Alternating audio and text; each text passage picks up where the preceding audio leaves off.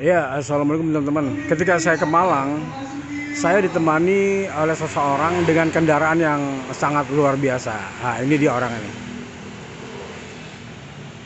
Assalamualaikum. Waalaikumsalam Masya Allah. warahmatullahi Alhamdulillah. wabarakatuh. Ini saya lihat di mobil ada tulisannya Abrar Rifai Journey. Nah, Maksudnya apa nih, Mas Abrar? ini apa terkait apa? Mobil Iya, atau enggak, tulisannya aja. Abrar Rifai Journey itu channel YouTube saya. Oke. Jadi kalau teman-teman di sini para subscribernya Bang Boim ini, kalau berkenan silahkan subscribe juga channel saya itu. Isinya Abrar apa? Rifai Journey itu isinya catatan perjalanan saya. Jadi ini kebetulan saya dengan mobil ini suka menemani saya jalan lah keliling negeri. Makanya di sini tagline saya ini kan apa ini? Menjelajah negeri merengkuh alam. Nah, ini menjelajah negeri merengkuh alam. Filosofinya? Filosofinya saya dengan mobil ini ada keinginan lah ya, keinginan besar untuk kemudian bisa menapak setiap jengkal tanah NKRI ini. Dari Sabang sampai Merauke. Sementara ini saya baru sampai ke Sabang aja, ke titik 0 km Indonesia. Di Sabang saya sudah pernah. Jadi sudah pernah keliling Sumatera dan sebagian besar Pulau Jawa, Madura, sebagian Bali juga sudah pernah. Tinggal insya Allah Oktober ini nanti mau ke Nusa Tenggara. Oke. Jadi mobil ini teman-teman, ini mobil Ford Everest ya. Ford Everest tahun 2011. Jadi ini kenapa saya pilih mobil ini? Karena mobil ini kan mobil SUV ya, mobil besar lah. Tinggi juga dia. Dan ini mobil penggerak 4x4. Itu makanya kemudian ini bisa untuk dibawa ke semua medan. Jadi kalau mau off-road bisa dengan mobil ini. Satu lagi mobil ini kenapa saya pilih? Karena mobil ini besar. Di dalam ini kabinnya ini besar. Kebetulan saya ini dengan anak 7 itu biasanya kalau kita traveling itu kalau pas full team itu 9 orang. Jadi ini cukup. Jadi kalau saya pakai mobil kecil itu nggak cukup. Jadi begitu teman-teman. Ini biasanya saya mobil ini teman-teman di samping memang kabinnya sudah besar. Tapi untuk proper lah kalau kita buat jalan, yang mana kita tidak, kalau kita jalan tuh no hotel, no resto ya. Jadi saya modif seperti ini teman-teman ya. Ini anak saya sepanjang jalan bisa sambil tidur di sini.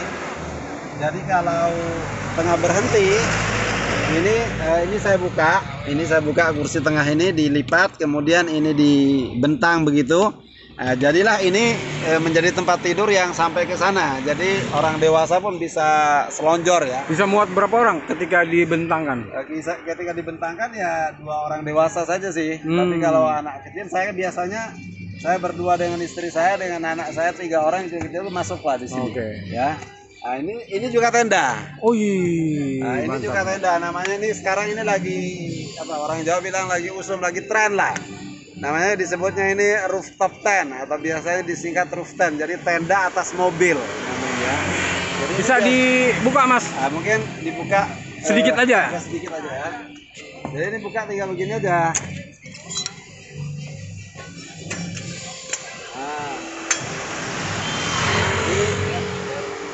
Nah, jadi begini dia. Ini ada kasur juga di sini.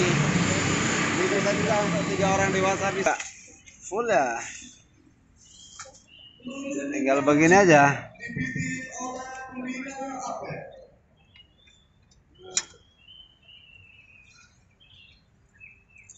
Nah. Ya kan? Ya di tendanya.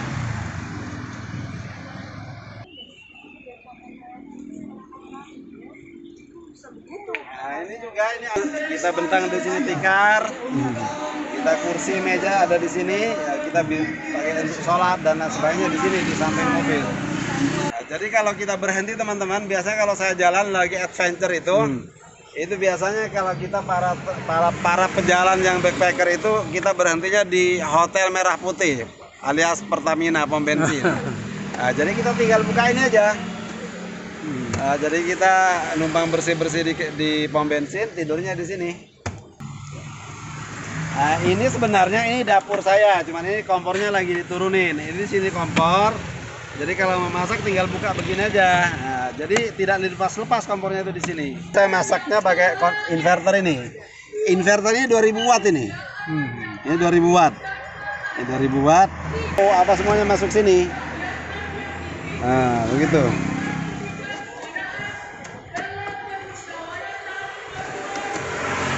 Oke, Mas Abrar. Ini sekarang kita kaitkan dengan kita sebagai seorang muslim ya. Ya. Kegiatan jalan-jalan seperti ini kira-kira apa sih manfaatnya bagi seorang muslim? Jadi sebenarnya kan begini, kita ini jangan sampai tidak tahu tentang dunia yang berada di luar jangkauan kita ya. Seperti misalnya ada satu traveler muslim, Ibnu Battuta, itu yang banyak menceritakan tentang keadaan negeri-negeri di luar Jazirah Arab. Bahkan diriwayatkan Ibnu Battuta itu sampai ke Aceh ketika itu. Yang mana perjalanan Ibnu Battuta itu di zaman itu memang konteksnya berbeda dengan kita sekarang ya. Ibnu Battuta dulu dalam perjalanan itu sembari mengajak orang untuk masuk Islam. Ya, sehingga Ibnu Battuta itu mengakhiri perjalanannya ketika itu di Maladewa ya, yang pulau karena kapalnya itu tenggelam, pecah, yang akhirnya kemudian dia berhenti melakukan perjalanan dan tinggal di situ, sehingga Maladewa itu 100% Muslim ya. Itu adapun begini teman-teman, apa kata Allah Subhanahu wa taala, li'ila fi quraisyin ila fihim rihlatas syita'i was saif. Jadi ar-rihlah itu adalah kebiasaan orang-orang Arab zaman dulu sebelum Islam, yang mana mereka melakukan rihlatas syita, melakukan perjalanan di musim dingin, was saif, dan juga di musim panas. Jadi kita ingin mengetahui keadaan di luar yang menjadi tempat tinggal kita itu, dalam rangka yang pertama adalah untuk melihat bagaimana manusia di luar komunitas kita, bagaimana manusia di luar suku kita, bagaimana manusia di luar lingkungan kita, di luar bangsa kita itu, apakah ada di antara mereka yang memang sudah beriman semua, atau ada sebagian mereka yang belum berislam, ataupun yang berislam ini apakah sudah berislam dengan benar. Dari situ, walaupun kita sekarang ini konteksnya memang tidak bisa langsung direct mengajak orang untuk masuk Islam, mengajak orang untuk sholat dan lain sebagainya, tapi dengan kita memberikan, setidaknya orang melihatlah kita ini orang Islam di tengah perjalanan serumit apapun, tapi kita masih, misalnya saya ke Aceh, misalnya ke Sumatera, dalam bulan Ramadan sepanjang perjalanan itu, walaupun kita dapat rukhsah tapi tidak kita ambil rukhsah itu, kita tetap puasa penuh. Sebisa mungkin kita juga masih tetap tarawih, kita masih tilawatul Quran sekeluarga kita. Orang bisa melihat begitu, bahwasanya sesulit apapun yang namanya kewajiban tetap harus ditunaikan. Misalnya katakanlah saya pernah melakukan perjalanan dengan komunitas, kebetulan saya ini dengan Fort Everest Club Indonesia. Itu ketika maghrib itu di satu tempat saya lihat tidak ada yang bergerak untuk sholat, misalnya begitu. Tiba-tiba saya langsung saja sholat, kebetulan ada danau di situ, saya sholat. Setelah orang-orang melihat saya sholat, akhirnya pada ikut sholat. Jadi sebenarnya ada banyak orang, bukan mereka sedang tidak sholat atau biasa meninggalkan sholat, tapi ada dalam kondisi tertentu yang menurut mereka tidak memungkinkan, sehingga mereka akhirnya tidak sholat. Padahal sebenarnya dalam agama ini kan ada banyak rukhsah. Misalnya katakanlah kita dalam jarak tertentu kita boleh mengqashar sholat, kalau kita bepergian boleh menjamak sholat. Jadi sholat asar dengan duhur misalnya, itu bisa kita lakukan di satu waktu dengan hanya duhur 2 rakaat, asar 2 rakaat, sehingga menjadi semuanya 4 rakaat dilakukan di satu waktu. Jadi sebenarnya ada banyak perjalanan, apalagi kata Allah, kita ini memang disuruh mentadaburi gunung, mentadaburi mana? Apa kata Allah? Afala yanzuruna ilal ibili kaifa khuliqat. Ibil itu sebenarnya adalah onta, tapi kan kalau konteks perjalanan kita di luar Jazirah Arab ya ada banyak hewan di situ, ada banyak tumbuhan. Kita di Indonesia ini bisa misalnya di tengah hutan tiba-tiba ada monyet yang sedang bergerombol, ada bermacam jenis burung dan lain sebagainya. Itu adalah kita tadabburi. Afala yanzuruna ilal ibili kaifa khuliqat wa ilas samai kaifa rufi'at. Jadi Bagaimana kita melihat langit yang bergantung tanpa tiang, tanpa ada penyangga. Bukan hanya langit yang ada di atas kampung kita, tapi di belahan lain itu ada nuansa yang berbeda, ada suasana berbeda. Kemudian afala yanzuruna ilal ibili kaifa khuliqat wa ilas samai kaifa rufiat wa ilal jibali kaifa nusibat. Misalnya saya di Sumatera itu naik ke Kerinci misalnya, atau bebukitan yang lain.